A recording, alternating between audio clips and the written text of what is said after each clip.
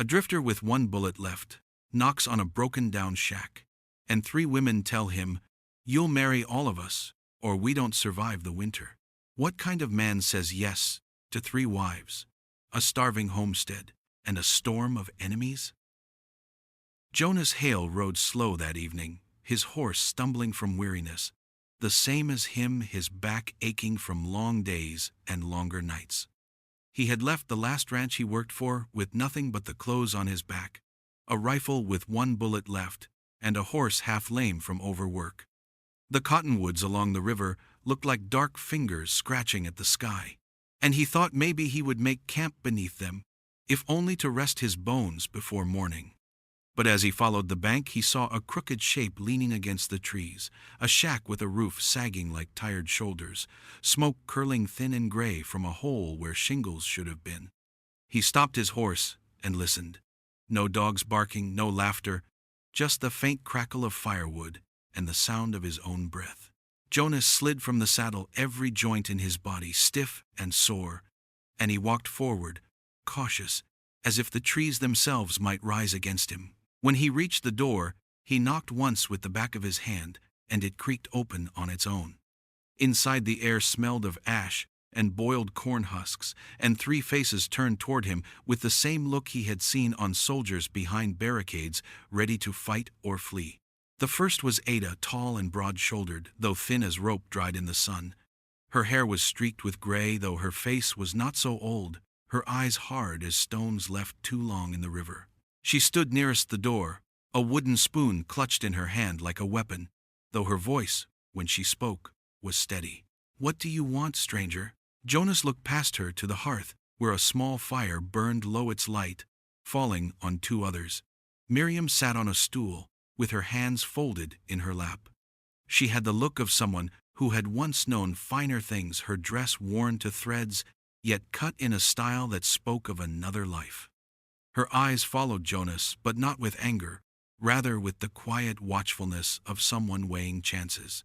Beside her leaned Ruth, the youngest, her hair tangled, her cheeks hollow, her gaze sharp like a cornered animal. She did not sit. She crouched by the fire with a stick across her knees, her fingers twitching as though she expected trouble. Jonas raised his hands, showing he carried nothing but weariness. "I only need a place to warm myself a spell. Been riding long." The 3 women did not speak at once, only watched him, the fire snapping in the silence between. At last, Ada lowered the spoon, though not by much, and stepped back enough to let him inside. He crossed the threshold, slow, his boots heavy on the warped boards, and felt their eyes measure him as if trying to decide if he was danger or salvation. The shack was small, barely more than a single room with a loft above, piled with straw and patched blankets. The walls leaned inward, and the wind whistled through cracks, stuffed with rags. But it was shelter, and Jonas had known worse. He sat near the door, his hands open on his knees, his gaze steady on the fire. None of them welcomed him. None of them smiled. But they had not turned him out either. And that in itself was more kindness than he had expected at the end of a long and lonesome road. The night had passed heavy and silent, except for the sigh of the river and the creak of the shack when the wind pressed against it. Jonas had slept little on the straw pallet near the door, his rifle close to his hand, and his mind drifting back to places he wished he could forget. When the gray of morning filtered through the cracks, he stood brushing hay from his coat and made for the door, thinking to saddle his horse and ride on before the day grew hot. He had no claim here, no reason to stay, and he carried little left to give anyone. But as he pulled the door open, Ada stepped into his path, her broad shoulders filling the frame, her eyes steady in a way that warned him she had already made up her mind. She was not holding a spoon this time, but nothing in her manner was soft. She looked at him like she had weighed every side of a matter and chosen the only way forward. "You'll marry all 3 of us," she said, flat as a stone, dropped into a well. Jonas blinked at her, not sure he had heard right. He half thought she was joking, though there was not a hint of humor in her face. Behind her, the fire smoldered low, and the other 2 women watched him. Miriam, with her hands folded, calm but tense, Ruth, with her sharp eyes flicking between them like a caged fox. "I reckon I'll be moving on," Jonas muttered, reaching for the door, but Ada did not move. "You won't," she said, and her voice carried no heat, just certainty. "This land, this shack, and what little stock we've kept, won't last another winter without a man's back to hold it up. We tried on our own and it near killed us. You stay, you marry us, you work with us, and we all live. You ride on, and by spring there'll be nothing left here but bones." Jonas stared at her, the words sinking heavy in the air. He had been offered wages before cattle brands to ride for wars to fight in, but never this, never a bargain where marriage was spoken of as plain as seed and soil. "I ain't a man for settling," he said, slow, his voice rough. "I've seen too much, and I got less to give than most." Miriam spoke then, her voice soft, but with a firmness beneath it. "We're not asking for love nor sermons, only labor, and the promise you won't leave when the wind turns cruel.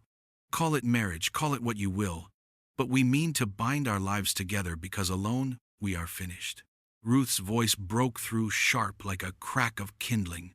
"The town won't help us. They laugh at us, call us cursed. No one rides out here but wolves and worse.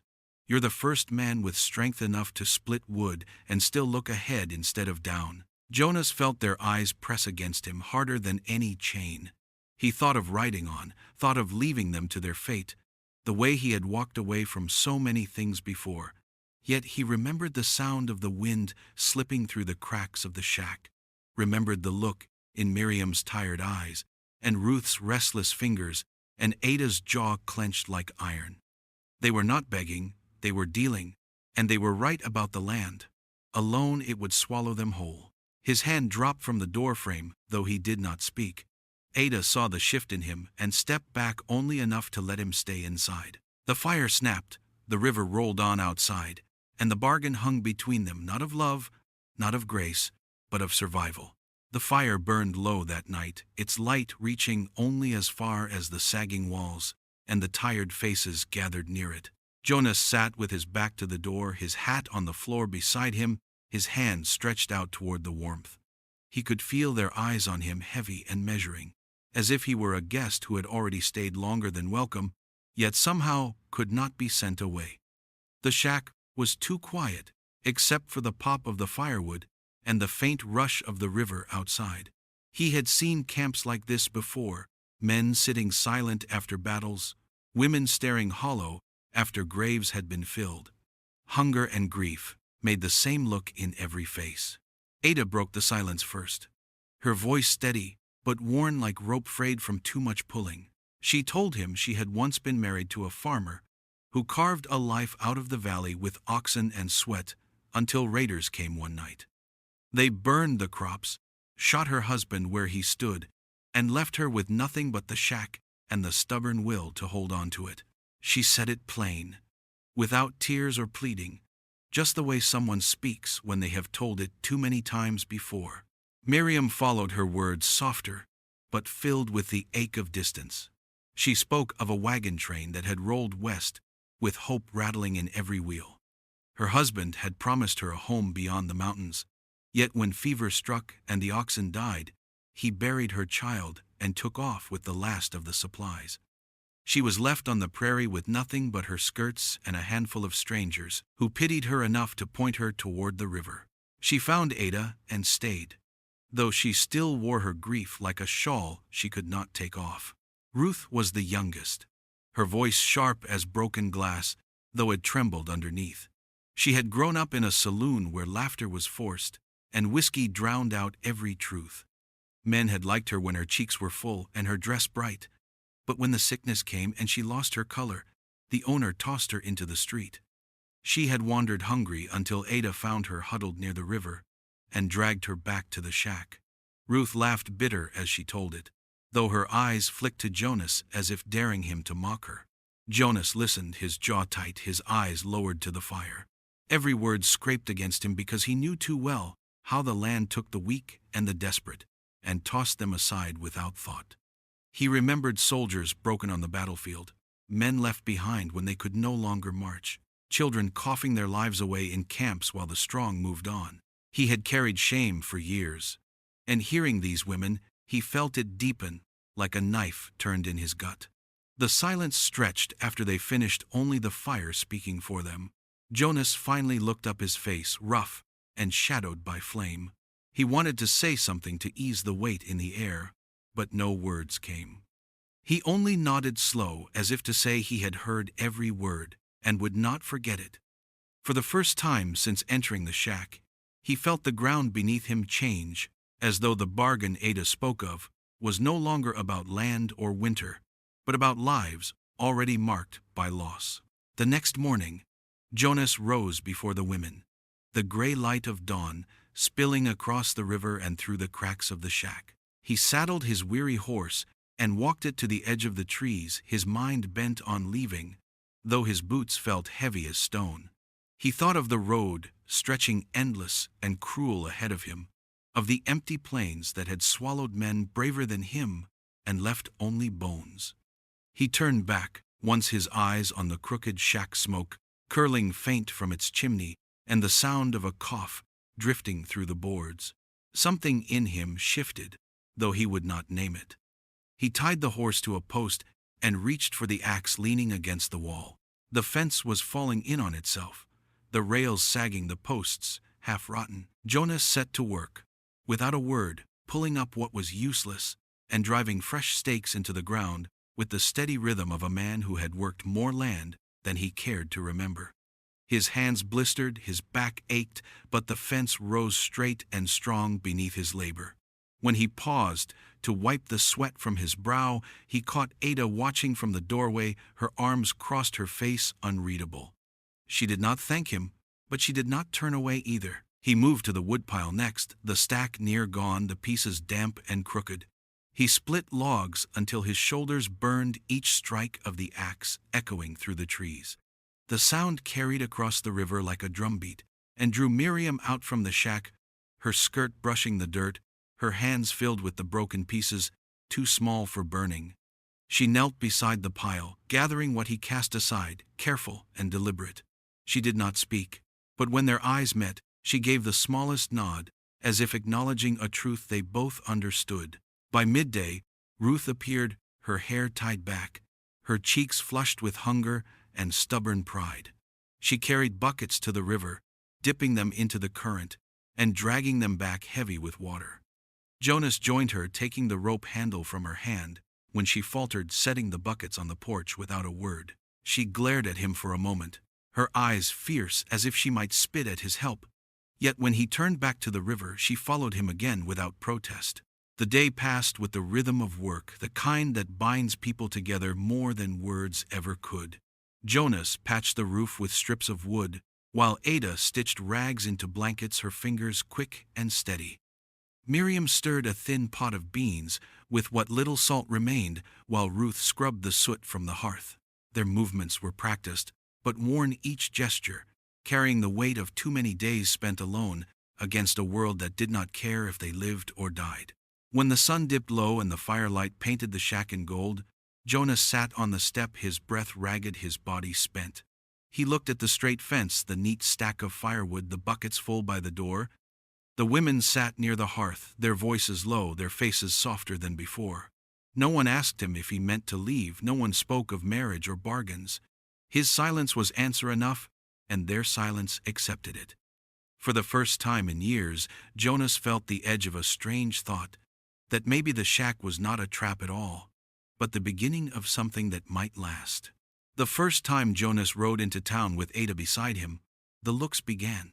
It was a hot afternoon, the sun pressing down on the dirt street and the sound of hammers ringing from the blacksmith's shop. They had come only for flour and nails, and maybe a little salt if coins stretched far enough. Yet before Jonas had even tied his horse to the post outside, the store eyes followed them like shadows that could not be shaken. Men leaned back in chairs outside the saloon, their hats tilted low and their grins sharp with mocking. One of them spat in the dust and said loud enough for all to hear that Jonas Hale must be the luckiest or the poorest man alive to take 3 wives under one roof. Laughter followed, hard and mean, the kind that cuts deeper than any knife. Inside the store, Ada kept her back straight, though Jonas could see the tightness in her jaw. The woman behind the counter, Mrs. Goodwin, rang up their meager goods with clipped words, her eyes flicking to Ada's hands, to the thinness of her frame, to the simple ringless fingers that marked her as nothing but trouble. She handed over the sack of flour as though it might stain her own skirts. Outside, a pair of women carrying baskets slowed their steps, their whispers floating sharp on the air, calling it shameful, sinful, a mockery of God's order. Jonas heard every word, though he pretended not to. When they returned to the shack, Ada said nothing, but that night, Miriam's quiet voice broke the silence. She had gone to town once before without him, and had felt the stares even sharper, had heard the preacher's voice carrying across the street as he thundered about Sodom and God's wrath, though his eyes never strayed far from her, as if to make certain she understood the sermon was aimed at her bones. Ruth had slipped out of the shack once with a basket of eggs to trade, but she had returned pale and shaking, muttering of the laughter and the way men's eyes lingered on her like flies on meat. Jonas listened while sharpening his knife by the fire, his shoulders set firm, his face giving away little. He told them the town's words were just wind, and wind had never yet broken a man's ribs. But he saw the way Miriam's eyes stayed downcast, the way Ada's lips pressed thin as she scrubbed the same pot long after it was clean, the way Ruth stared into the fire as though daring it to spit sparks. Their silence carried more weight than any laughter in town. The whispers grew each time they rode in. Some men jeered openly, calling him a king in rags. Others sneered and muttered that a man must be cursed to settle with 3 women who had nowhere else to go. The preacher would stand tall on Sunday mornings, his voice sharp as a whip, and spit scripture into the dust, verses about purity and judgment, about one man and one wife, his eyes flicking toward Jonas if he passed by. Jonas shrugged it off, his shoulders broad enough to bear mockery, his skin thick from years of worse. Yet he knew it was different for the women. The glances cut at them. The whispers dragged them down like stones in a river. They had fought too hard to survive to be broken by words, yet still the words stung. At night, when the wind blew against the shack and the fire burned low, Jonas would sit silent, knowing his presence had brought them a new kind of burden, and though he did not say it, he carried the shame of that weight deep inside.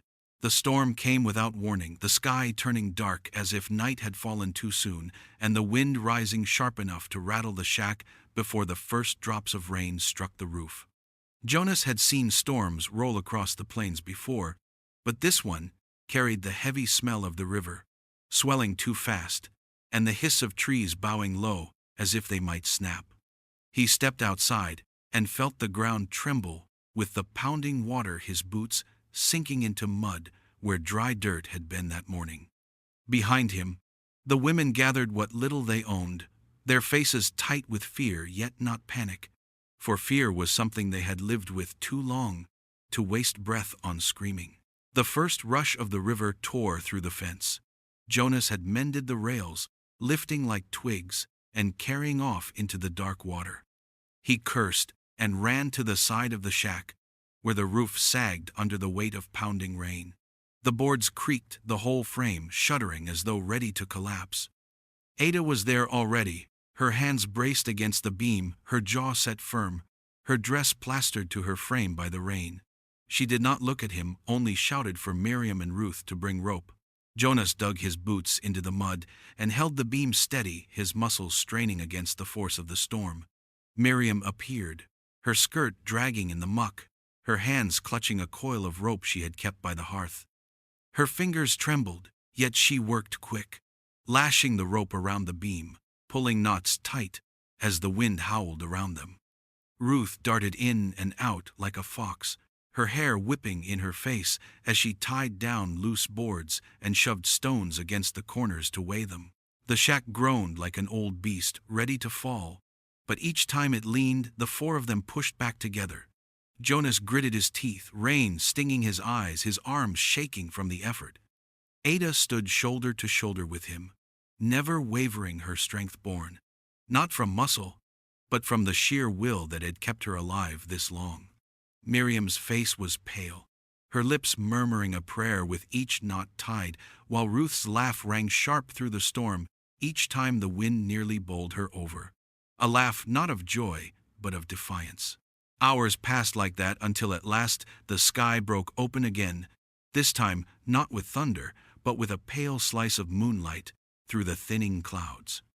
The rain slowed to a steady patter, the wind softened, the river still raged swollen and brown, but the shack stood crooked, yet unbroken.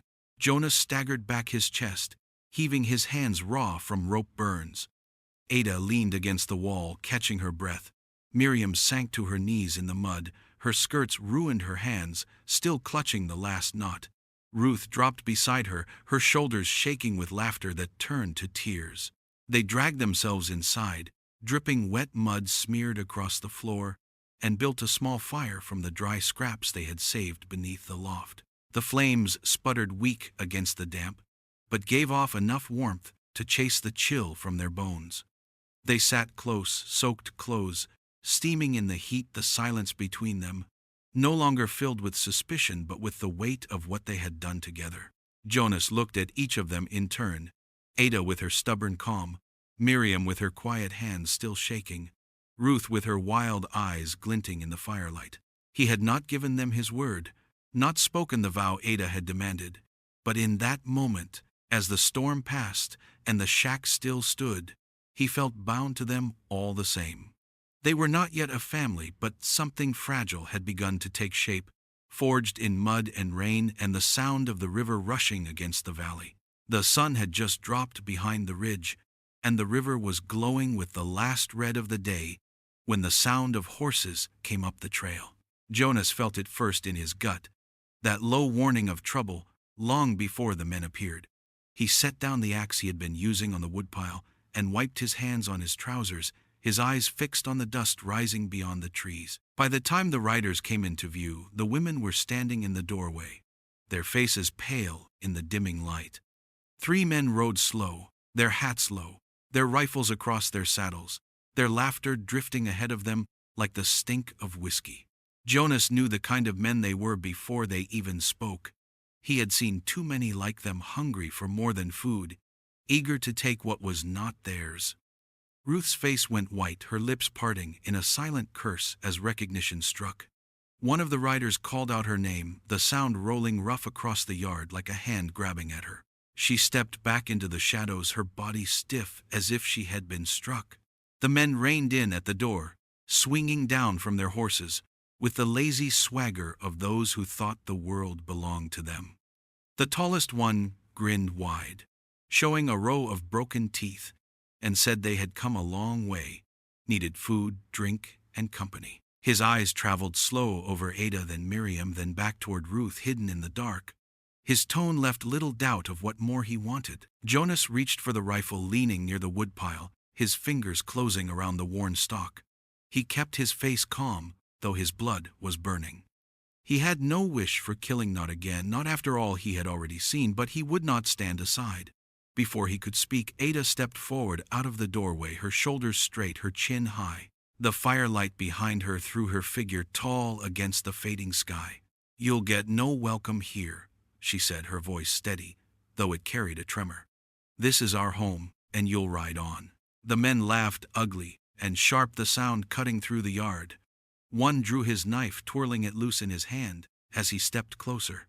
"You're in no place to order us, woman," he sneered. His gaze flicked to Jonas, standing with the rifle, but his grin did not fade. Ada did not move, though her hands were shaking at her sides. "We've lived through worse than the likes of you," she answered, her voice louder, now almost daring him to test her. The knife caught the light, the man's grin widened, and in that breath before steel could strike, Jonas lifted the rifle and fired. The crack split the evening wide, the echo rolling across the valley. The man fell back with a shout, clutching his arm, blood dark against his sleeve. The others froze, their laughter gone, their faces pale in the gun smoke. Jonas's aim never wavered, though his heart pounded hard enough to shake his chest. "Mount up and ride," he said, his voice low but hard as iron. For a moment, the night held its breath, Then the rustlers dragged their wounded friend onto his horse and turned down the trail, their curses fading into the dark. The yard fell silent, but for the rushing river. Jonas lowered the rifle, his hands shaking with the weight of what he had done, yet when he looked back, it was Ada's face that held him, her eyes blazing with something fiercer than fear. Ruth stepped forward slowly, her body still trembling, her eyes wet with the ghosts of the past, but she whispered a thank you that barely reached his ears. That night they sat together by the fire, none of them speaking of what had happened, yet all knowing the line had been drawn. The shack was no longer just shelter, it was home, and Jonas had claimed it with smoke and fire. The morning after the rustlers had gone, the shack stood quiet under a pale sky, washed clean by night rain. The river still rushed strong from the storm, days before its steady voice carrying through the cottonwoods. Jonas rose early, his body heavy with the weight of what he had done and what it meant. He moved through the yard, slow gathering the broken rails scattered by the flood, stacking them neat, though he knew the fence was more ruin than order now. Every strike of his boots in the mud reminded him he could take his horse and be gone by noon, and no one in town would expect anything different. Inside the shack, the women stirred, their voices hushed. Miriam moved about the hearth, stirring a pot of thin broth, her sleeves rolled back, her hands steady, even as shadows marked her face. Ruth sat near the window, her knees drawn up, her eyes fixed on the trees as though expecting the men to return. Ada was at the table, her back straight, her hands folded on the worn boards, waiting for Jonas as if she knew he could not avoid her forever. When he stepped inside, the warmth of the fire struck him, and the three sets of eyes followed. He set his hat on the peg and stood unsure, though his broad frame seemed to fill the small room. Ada spoke first, her voice low but carrying a weight that pulled the air still. "We cannot live if you walk away," she said. "This land will take us before summer is done. Too many mouths and not enough strength. We held the shack through storm and hunger, but it will not hold again without more than 3 tired hands. You must choose, Jonas. Leave us to the wolves or bind yourself here with us." Her words did not tremble. They were not a plea, not the sound of a woman begging, but the firm truth of one who had measured the odds and knew what was at stake. Miriam's eyes dropped to the spoon. She held her knuckles white against the wood, as though the thought of him leaving burned. Ruth's gaze sharpened hard with defiance, though beneath it the shimmer of fear flickered like light on water. Jonas said nothing at first. He sank onto the bench, his hands spread open on the table, palms rough and scarred from years of work and war. He stared at the lines of dirt in the creases and the raw marks of rope burned from the storm. Then he looked at their hands. Ada's thick with calluses from years of work, Miriam's thin but nimble from sowing and planting, Ruth's young yet scarred in small ways, from a life that had never been gentle. These hands had mended and built and bled, yet still they trembled at the edge of being left behind. His chest ached as the truth came to him, not sudden like a shot, but slow like dawn rising over the horizon. He had already chosen without saying so, when he split wood, when he steadied Ruth's buckets, when he stood shoulder to shoulder with Ada in the storm. He had chosen when he fired his rifle at the men who came to take what little they had. Every step since that first night had tied him tighter to this place, and to these 3 women who had nothing left but the will to keep breathing. "I reckon I've already given my answer," Jonas said finally, his voice rough from the weight of it. He lifted his eyes, meeting Ada's steady gaze, Miriam's tear, bright stare, Ruth's fierce, unblinking look. No vows, no preacher, no law had written it yet. The bond was sealed in sweat and struggle. The fire cracked soft between them, and the shack that had once felt like nothing more than rotten boards now carried the weight of something larger. It was not romance, not the promise of sweet words and gentle nights, but a pact of survival, each of them giving what strength they had and taking what they needed. For the first time in years, Jonas felt a thread of belonging tie around his heart, not light, not easy, but strong enough to hold.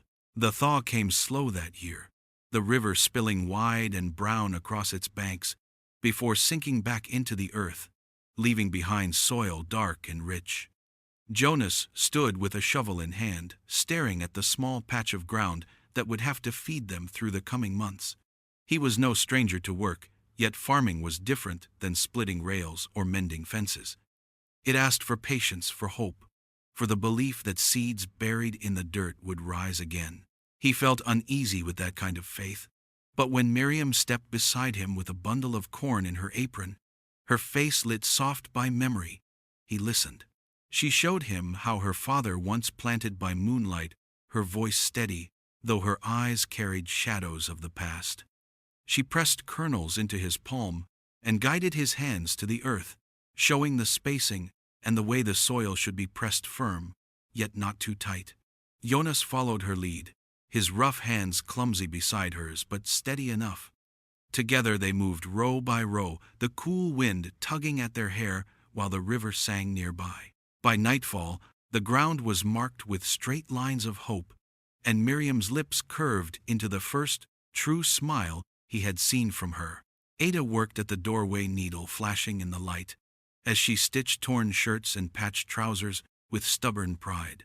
Her hands were sure and unyielding, every seam pulled tight, as though she could bind their lives together with the same strength she used on cloth. She looked up now and then to watch Jonas and Miriam in the field, her gaze softening, though her jaw never eased. She carried herself like a woman who had lost too much to let down her guard. Yet each stitch was a vow that they would not face the next winter in rags.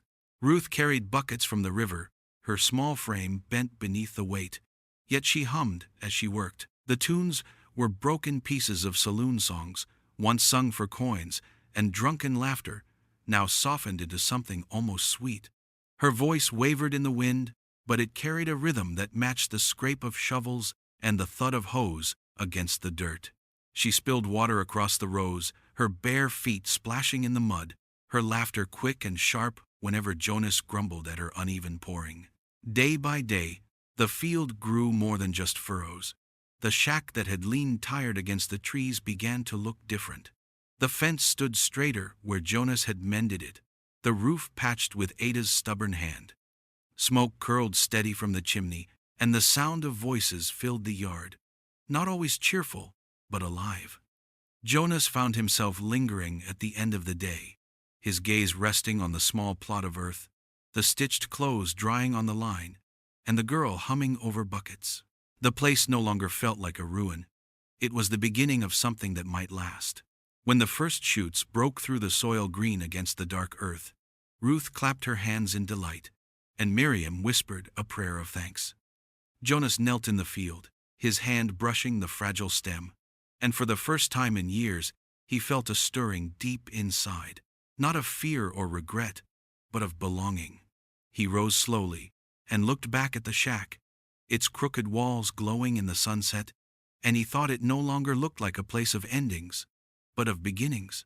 The sheriff came on a hot afternoon, when the corn was just high enough to whisper in the wind and the air carried the smell of rain that never quite fell. Jonas had been mending a harness by the porch, his sleeves rolled up, his hands steady, when he heard the crunch of hooves on the dry ground. He looked up slow and saw Sheriff Bolton riding through the cottonwoods, his star pinned bright on his chest, his horse lathered from the long ride. The man sat tall in the saddle, though his face was lined with the weariness of someone who had spent too long keeping order in a land that resisted it. The women noticed him too. Ada came to the doorway, her shoulders set, her jaw tight, while Miriam froze where she had been hanging laundry, her hands gripping a sheet like a flag ready to fall. Ruth dropped the bucket she was carrying, water sloshing over her skirts, her eyes dark with the sharp memory of men who came riding with authority and took more than they gave.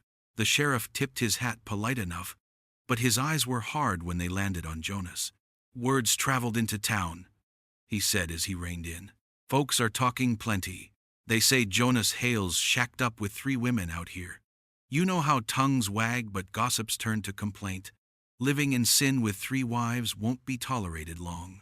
Jonas set the harness down careful and rose to his feet, slow his height, casting a shadow across the porch. His voice, when he spoke, carried none of the heat the sheriff's words had meant to stir. I've buried too many men to waste breath worrying about whispers, he said. This place runs on work, not on talk. You see the field, you see the fence. That's all the proof a man needs. We aim to live, and nothing more. Bolton's gaze flicked past him to the women gathered close. Ada's chin lifted as though daring him to call her shameful. Miriam's eyes lowered, her face pale, but her hands never loosening their grip on the sheet. Ruth's stare was sharp, unflinching, though Jonas could see the tremor in her shoulders. The sheriff shifted in the saddle, uneasy. Preacher's riled, he said.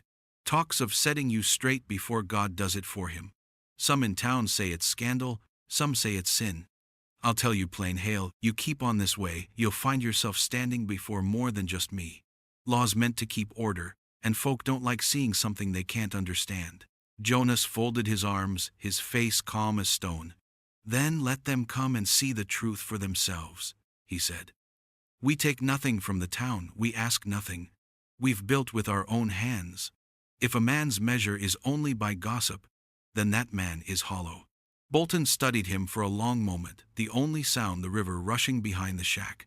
Finally, he tugged the reins and turned his horse, but not before saying low, Storm's brewing, Hale. You best be ready. When he rode off, the silence left behind was heavier than his words. Ada exhaled sharp, her fists clenched. Miriam sat down sudden, as though her legs had given way, the sheet slipping into the dirt. Ruth muttered a curse under her breath and kicked at the bucket, sending water spilling across the ground. They all knew what Jonas knew too. Trouble was coming not just from rustlers or storms, but from the people who called themselves righteous. And though Jonas stood calm, his eyes on the horizon, the women braced themselves, hearts tight, for the judgment of both law and church. The night came soft with a wind that carried the scent of sage and the far-off call of coyotes across the valley. The cornfield rustled like whispers in the dark, and the river glimmered faint beneath the wide sky. Jonas had built the fire high, its flames throwing sparks into the blackness above. He sat on a log, his rifle resting close, his hat set aside, his broad hands roughened by work folded on his knees. The three women moved around the fire at first in silence, their shadows bending across the ground, their faces marked by something heavier than the day's labor. Ada was the first to step forward, her frame tall, her gray, streaked hair pulled back, her eyes steady as stone, though he could see the strain beneath them. She looked at him not as a man to be claimed, but as a partner she had already chosen. Her voice came low but clear, carrying the same tone she used when speaking of storms and hunger. She said she would not promise him love, for love had been beaten out of her too many years ago, but she promised her labor, her hands in the field, her back to the weight of the land, and her will to hold steady when the winds rose. She said she would not leave the shack, no matter what came, so long as he stood with her. Miriam followed her, her pale face bright with the glow of firelight, her hands clasped before her, like she was back in a church she had long since abandoned. Her voice trembled at first, but steadied as she spoke. She said she could not promise him laughter, for laughter still felt like a stranger, nor could she promise children, for fever had already taken that from her. But she vowed her loyalty, her quiet patience, her knowledge of the land, her memory of seeds and moonlight and prayer. She vowed that even in silence she would be his companion. Ruth stood last, her small figure fierce in the fire's glow, her eyes flashing with the defiance that had carried her through the saloon and the streets. She said she had nothing to give him but herself, and though the world had told her she was worthless, she would prove the world wrong at his side. She vowed water carried from the river, songs to keep their nights alive, laughter sharp enough to hold off despair, and a heart that, though scarred, would never betray him. She said she was not asking to be saved, only to be allowed to stay. Jonas listened, his throat tight, his heart beating with the slow, heavy rhythm of a drum. He rose to his feet, his shadow tall behind him, and for a moment he said nothing, letting the fire crackle and the wind sweep over them.